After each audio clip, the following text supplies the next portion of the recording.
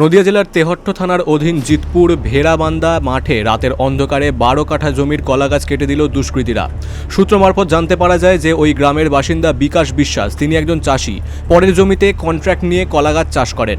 সকালে তিনি জমি দেখতে এসে দেখেন তার জমির কলাগাছ কে বা কারা রাতের অন্ধকারে কেটে দিয়েছে, কিন্তু অভিযোগ করেন যে তিনি আগে তৃণমূল করতেন, এখন বিজেপি করেন, তাই তার কলাগাছ কেটে দিয়েছেন বলে তিনি অনুমান করছেন।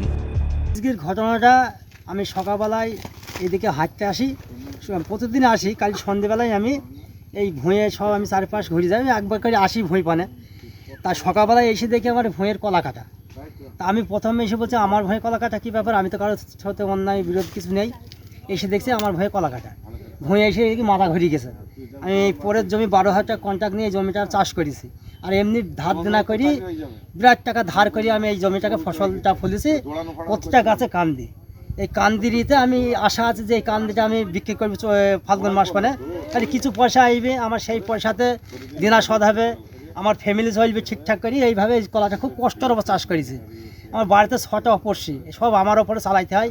আমি গরিব মানুষ, আমার এক কাটা সয় সম্পদ কিচ্ছু নেই, নিক্ষণ এই মানে নিজের দেহর ওপর খাটনি করে এই চাষটা করেছে। ঘটনার খবর কানে যেতেই ছুটে যান নদিয়া উত্তরের জেলা সভাপতি বিজেপির অর্জুন বিশ্বাস। তিনি অভিযোগ তোলেন রাতের অন্ধকারে কলাগাছ কেটে দিয়েছে, এটা জিতপুরের একটি রাজনৈতিক প্রতিহিংসার প্রতিফলন, এর উপযুক্ত শাস্তি হওয়া উচিত। এমন একটা টাইমে এর ক্ষতি করছে, কলা গাছগুলি কেটেছে যাতে ওই ফসলটা বাজারে বিক্রিও না করতে পারে।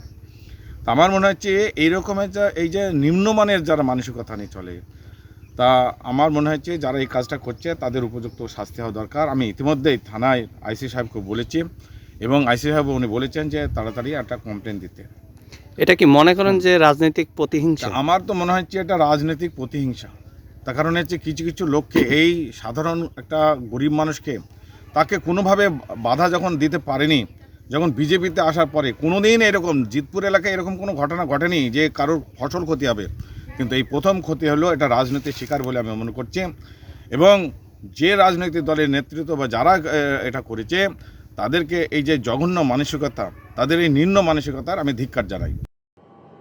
নদিয়ার তেহট্ট থেকে অর্ধেন্দু মালাকারের রিপোর্ট, বিগ নিউজ বাংলা।